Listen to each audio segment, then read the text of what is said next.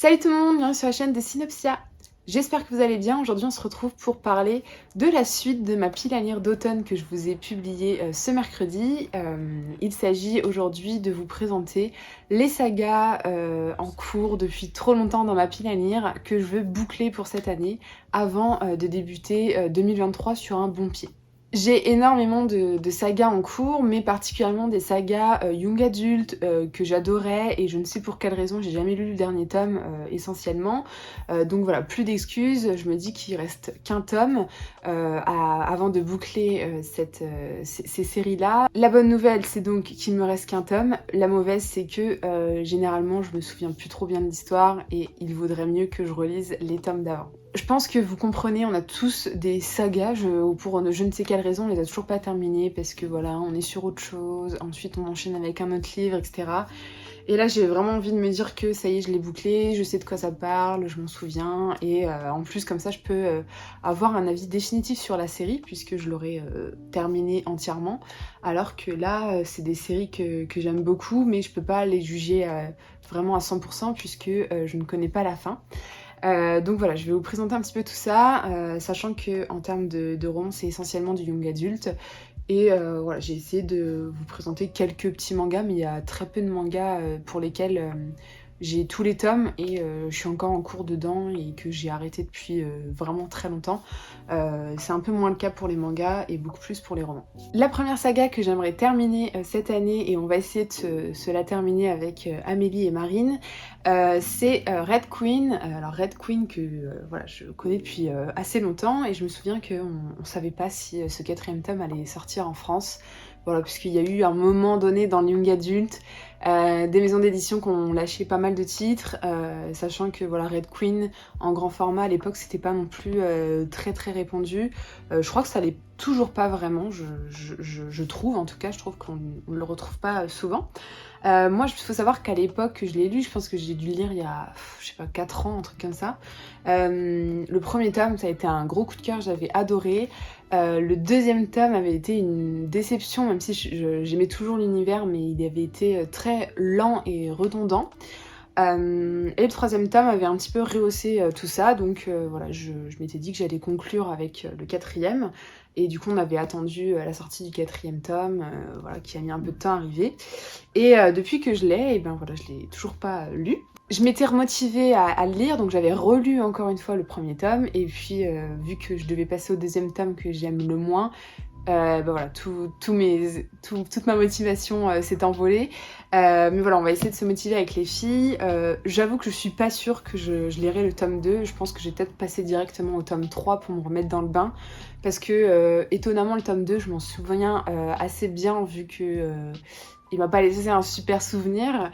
Mais je pense que le tome 3 suffira à ce que je me remette dans le bain pour cette saga. Surtout que vraiment, ce dernier tome, il est vraiment gros. Voilà, il fait 750 pages. Donc autant vous dire que j'ai quand même envie de la boucler parce que c'est pas non plus la série de l'année, mais je sais pas, j'ai un certain attachement avec cette série, j'ai une certaine histoire avec cette saga, avec Marine notamment, puisqu'on s'en parlait souvent. Voilà, c'est une saga qui a pas mal de défauts, mais j'ai un certain attachement pour celle-ci, donc à voir ce que donne ce dernier tome. Peut-être que vous voulez que je vous dise en quelques mots de quoi ça parle Red Queen. On est dans un monde totalement fantasy où il y a 2 sangs sur la Terre, donc ceux qui ont du sang en argent et qui ont des super pouvoirs et qui sont totalement l'élite de la société, et ceux qui ont le sang rouge qu'on appellera les rouges, donc qui ont le sang comme nous, le commun des mortels, et qui eux ont 0 pouvoir et sont totalement les esclaves des argents. Et on va suivre Mère Barrow qui est une rouge, et en fait du jour au lendemain, on va découvrir que, eh bien, elle possède des pouvoirs alors que c'est une rouge, et du coup, elle va se retrouver un peu emprisonnée dans le palais royal, et elle va essayer de s'en sortir puisque on va la faire passer pour quelqu'un qui va voilà, épouser le prince. En 4 tomes du coup, c'est une promesse, je vais terminer cette saga en 2022. La deuxième saga, c'est une honte absolue que je ne l'ai pas terminée tant j'avais adoré les 2 premiers tomes. Il s'agit de la saga La couleur du mensonge, et donc là, en l'occurrence, Le goût du danger pour le dernier tome de Erin Beatty. Pour ceux qui sont sur Booksta depuis assez longtemps et qui lisaient beaucoup de young adult, on avait eu un moment dans l'histoire de l'humaine où ça sortait vraiment beaucoup de choses qui fonctionnaient bien, que moi personnellement j'aimais beaucoup, avec Shades of Magic, avec The Curse notamment, et en fait La couleur du mensonge me rappelait pas mal The Curse. Et c'est ce que j'avais adoré avec cette série. Et en fait, je sais pas, j'ai tardé à acheter le tome 3. Je me suis finalement fait offert à un Noël il y a 2 ans, je crois. Et voilà où on en est, puisqu'en fait, je n'ose pas le commencer puisque j'ai envie de le déguster à sa juste valeur. Et c'est-à-dire que je me souviens un peu des 2 premiers tomes, mais pas suffisamment pour apprécier pleinement cette lecture-là. Alors là, pour le coup, je relirai pas seulement le 2, je pense que je vais tout relire parce que, en plus, c'est une saga que j'avais adorée, donc ce sera avec plaisir. Voilà, mais j'avais vraiment beaucoup aimé, donc à voir ce que donne ce dernier tome. Mais ça, pour le coup, je pense que je vais peut-être, mois de novembre, me faire les 3 d'un coup. Et ça, pour le coup, j'y vais pas à reculons comme pour le tome 2 de Red Queen. Et du coup, pour la petite histoire, dans La couleur du mensonge, on va suivre Sage, qui est une bâtarde. Voilà, elle a été élevée par son oncle, mais bon, pour s'en sortir un petit peu et sortir de ce quotidien un peu médiocre qui l'attend dans la vie, elle va devenir entremetteuse, c'est-à-dire qu'elle va être une personne qui va choisir 2 personnes pour se marier ensemble, et elle a un sacré caractère, et voilà, je vous en dis pas plus non plus, puisque voilà, comme je vous disais, ça fait longtemps que je l'ai lu et je me souviens pas de tout, mais voilà, le plot de départ c'était ça, et c'est aussi une histoire d'amour aussi. Donc si vous aimez la romance, La couleur du mensonge, c'est vraiment top. Pour la 3e saga, c'est une duologie, et donc c'est toujours chez Lumen, voilà, parmi les petites pépites que Lumen a sorti à cette époque-là, avant de passer pas mal sur le jeunesse quand même s'il continue à sortir quelques titres, notamment de V.E. Schwab, qui sont très sympas. Mais là, c'est le 2e tome du Faiseur de rêves, et j'avais beaucoup aimé le 1er tome du Faiseur de rêves, mais j'avais mis vraiment du temps à le lire, et du coup, je pense que j'ai pas réussi à l'apprécier, pareil, à sa juste valeur. Et là, pour le coup, il faudra vraiment que je relise le 1er tome pour lire ce 2e et dernier tome, parce que c'est vraiment un univers hyper riche sur, il me semble, les rêves et les livres. Et franchement, je me sens pas du tout de commencer ce tome 2 sans rien me souvenir. Et ouais, en fait, il faut vraiment que je redonne sa chance à cette saga, parce que je pense qu'elle mérite beaucoup. De toute façon, elle est beaucoup passée sur les réseaux sociaux, il n'y a pas de problème sur ça, mais je pense qu'elle mérite sa place dans ma bibliothèque. Donc voilà. Ça, c'est pareil, je me dis, bon, c'est à 2 tomes à caser. Après, c'est vraiment un univers assez riche. Mais je vois que c'est écrit quand même assez gros. Mais voilà, c'est quand même des belles pavasses que je vous propose dans cette vidéo. L'avant-dernière saga que je vais vous présenter, je vais pas vraiment la terminer, puisqu'en fait le 3e tome a été annoncé par la maison d'édition. On n'a toujours pas de date de sortie à ce jour, mais ça devrait pas tarder à arriver, je pense. J'ai hésité à me le faire cette année, et en fait je me suis dit autant le lire maintenant, parce que je me souviens relativement bien du 1er tome, mais comme ça moi je serais prête pour la sortie du 3e. Mais en même temps, Gods of Men, quand je l'avais lu avec Amélie, le 1er tome, je trouvais que le 1er tome se suffisait vraiment à lui-même. Du coup, j'ai un peu peur de lire ce 2e tome, qui malgré tout est très beau, mais voilà, j'ai un peu peur qu'on essaie de tirer un peu trop sur l'histoire, sachant que voilà, vraiment le 1er tome, je pense que ça avait été un petit coup de cœur, pas un grand coup de cœur, mais vraiment une très belle découverte avec des très bons personnages. Alors moi, si les personnages me conviennent bien, qu'ils sont très bien écrits et qu'ils ont voilà, un petit truc, ça fait beaucoup de choses pour moi dans une histoire. La fin m'avait laissé un peu un goût de bon, ça va, c'est du déjà vu, c'est pas tout s'enchaîne très vite, c'est pas hyper extraordinaire, mais voilà, ça faisait le taf. Voilà, c'était aussi pour ça que je crois que j'avais pas mis 5 sur 5 à Gods of Men, mais voilà, j'avais eu un petit coup de cœur pour l'univers et ses personnages tout de même. Alors celui-là, contrairement aux 3 sagas que je viens de vous présenter, Je vais essayer de le lire, mais je promets rien puisque je vais essayer de le lire avec Amélie, donc il faut déjà qu'on arrive à se coordonner. Et ouais, j'aimerais quand même bien essayer de me trouver un résumé bien détaillé de ce bouquin, donc à voir si je trouve quelque chose ou pas. Du premier tome en tout cas, mais voilà, au moins je serai prête pour la sortie du troisième. Voilà. N'hésitez pas à me dire si vous l'avez lu. Et la dernière saga que je vais vous présenter, je l'ai pas sur moi, elle est chez mes parents puisque je pensais jamais la continuer en fait. Je sais plus en quelle année j'ai lu ça, je crois en 2018 je pense, avec Madame Errance à l'époque. On s'était dit, vas-y on va se lancer dans Narnia. Voilà. Et en fait, Narnia, j'ai vu un peu les films, mais c'est vrai que je les ai assez peu vus quand même. Mais j'aimais beaucoup, etc. Et je m'étais dit, bon, on va découvrir un petit peu cette histoire version livre. Et en fait, il s'est avéré que c'était pas du tout ce à quoi je m'attendais. C'est une écriture assez spéciale, et en fait, on n'est pas du tout avec les personnages du film. En tout cas, sur les premiers tomes. Puisque j'ai lu les 3 premiers tomes, je crois qu'il y en a 7, un truc comme ça. Et le 4e tome, c'est le fameux Prince Caspian, mais je sais pas, on a arrêté à ce moment-là, ça a été un échec, cette lecture commune, et un abandon.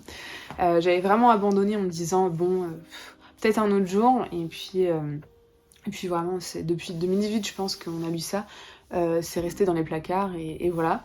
Et quand Amélie et quand Amélie et Marine sont venues chez moi en août, on s'est dit qu'on allait terminer Narnia, puisqu'on avait lu à peu près les mêmes tomes, sauf Amélie, je crois qu'elle a lu Le Prince Caspian, et je pense que en vrai ça se lit vite, c'est de la jeunesse, ça devrait le faire je pense. Donc à voir ce que ça donne, mais je pense que Narnia c'est faisable et que je pourrais le terminer cette année. Du coup on va passer au manga parce que je me suis dit que c'était pas mal aussi de faire un point sur les mangas que j'ai en cours et que j'aimerais terminer. Alors du coup j'ai pas choisi les mangas en cours et dont les tomes suivants sont pas encore sortis puisque ça n'avait pas de sens. J'ai pas non plus choisi les mangas où je sais que je suis en plein milieu d'une saga et que j'ai pas les tomes là et que je sais que je les achèterai pas d'ici la fin de l'année pour voilà, une question de budget, etc. Donc voilà, j'ai vraiment fait une sélection de 4 titres et sur les 4 titres, il y en a 3 où j'ai la saga complète et il y en a un, il me manque 3 tomes, mais je sais que si je m'y mets, je vais les acheter pour finir la saga en fait. Alors du coup pour les mangas, je vais passer rapidement sur celui-ci puisque je vais vous en faire une vidéo. Il s'agit donc du Pavillon des Hommes que j'espère terminer avant 2023. Je l'ai commencé donc cet été, c'était dans ma pile à lire d'été il me semble. C'est une lecture que j'aime beaucoup mais qui me demande beaucoup de concentration et de temps parce que c'est quand même un univers assez complexe, etc. Voilà, à digérer. Et en fait, pour refaire le topo rapidement, comme je vous l'avais expliqué cet été, on est du coup au Japon, je sais plus, au XVIIe siècle, c'est ça. Et en fait, il y a une épidémie qui touche uniquement les hommes. Et du coup, les hommes deviennent très fragiles, il faut qu'on les préserve pour pas qu'ils tombent tous malades et qu'ils meurent tous. Et du coup, les femmes se retrouvent à devoir faire toutes les tâches masculines et qui étaient dédiées aux hommes avant cette pandémie. Et du coup, on inverse totalement les rôles et c'est super intéressant comme lecture. Voilà, donc ça c'est en 19 tomes, donc j'espère terminer ce manga cette année, voilà, qui est vraiment super. J'ai vraiment l'impression que c'est la vidéo de la honte, puisque j'aimerais aussi enfin terminer Rainbow. Rainbow, j'ai saoulé tout le monde quand il y avait eu une pandémie des impressions de ce titre, on ne les trouvait nulle part. J'ai missionné plein de gens sur des librairies dans toute la France pour les avoir. Au final, Kazé, un mois plus tard, a refait une réimpression. Bon, bref, voilà. Et au final, qu'est-ce que je fais? J'ai lu que les 3 ou 4 premiers tomes de l'intégrale sur 7. C'est une série que j'aime beaucoup, mais j'ai peur qu'elle soit trop longue en fait. Parce qu'en fait, j'ai trouvé que la première intégrale était déjà hyper complète. Après, voilà, ça reste assez intéressant. Mais c'est vrai que je suis un peu moins emballée depuis le tome 3. Du coup, faudrait voir ce que ça donne. Mais en fait, j'avais craqué sur cette série parce que moi j'avais découvert du coup Masasumi Kakizaki avec Bestiarius que j'avais adoré, surtout son trait, et voilà, c'est lui au dessin sur ce manga là. Donc voilà, j'espère vraiment terminer Rainbow cette année parce que voilà, ça traîne depuis trop longtemps et voilà, il faut que ça cesse en fait. Alors celui-là j'ai un peu honte parce que c'est un genre de titre que j'aime bien soutenir en fait, puisque c'est totalement du patrimoine avec donc Destination Terra qui a été donc publié par Naban. J'ai que les 2 premiers tomes sur 3, c'est un manga qui date, hein, c'est sorti voilà, bien avant les années 2000. Et en fait, j'avais beaucoup aimé le premier tome, j'ai pas continué sur le tome 2 parce que voilà, je me suis lancée dans d'autres lectures. Mais là, je me suis commandé le tome 3 avec la sortie du nouveau manga de Iku Aizawa chez Naban aussi, donc qui va sortir en one-shot sur les chats. D'ailleurs, je vais vous parler de cette autrice mangaka dans la prochaine vidéo, normalement, si tout va bien. Bref, donc du coup ça c'est en bonne voie, voilà, il n'y a pas beaucoup de tomes, donc à voir pour la suite. Et ça, si possible, j'aimerais vous en faire une vidéo si j'ai assez de matière, si j'ai suffisamment apprécié, et si j'ai le temps, et voilà. Bref, Destination Terra, voilà, il me reste 2 tomes à lire du coup. Et enfin le dernier, j'ai un peu honte aussi. Bah alors là, vraiment honte, puisqu'il s'agit de Banana Fish. Et j'ai attendu cette réédition comme jamais, et au final, voilà, j'ai toujours pas fini. Il me reste donc 3 tomes à me procurer. Voilà. Banana Fish, donc de Akimi Yoshida. Akimi Yoshida, moi je l'ai connu avec Kamakura Diary. Et c'est, voilà, je pense que ça fait partie de mon top 3 top 3 mangas. Voilà, en toute honnêteté. Et Banana Fish, c'est pas du tout le même genre, c'est pas du tranche de vie ou quoi que ce soit. C'est beaucoup plus violent, on est dans des gangs, on parle d'une drogue, voilà, ça tire de partout, c'est très masculin comme titre, et pourtant c'est un shoujo. Voilà, et voilà. J'aime bien, après je trouve qu'il y a aussi beaucoup de tomes, donc à voir si je vais pas m'ennuyer sur la durée. J'ai un peu du mal moi avec les longues séries, mais bon, j'aime toujours autant en tout cas pour l'instant.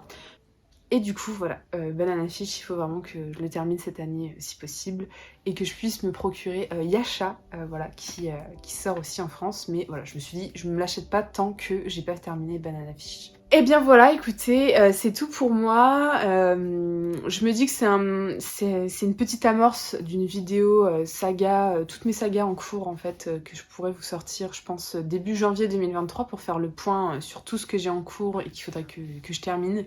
C'est vrai que moi, d'avoir des séries en cours, ça me laisse vraiment une mauvaise sensation, en fait. C'est que je me dis que j'ai mal géré et que en fait j'ai pas pris le temps. Et en fait, je lis tellement de titres que voilà, ils me marquent pas tous de la même manière. Du coup, il y a plein de choses que j'oublie. Là, surtout sur les romans, ça doit faire 4 ans que je les ai lus. Et enfin, honnêtement, je ne m'en rappelle pas du tout. Enfin, je n'ai pas cette capacité à me souvenir de tout ça. Mais en tout cas, voilà, je pense que c'est bien aussi de faire ça. Je m'en suis pas trop fixée.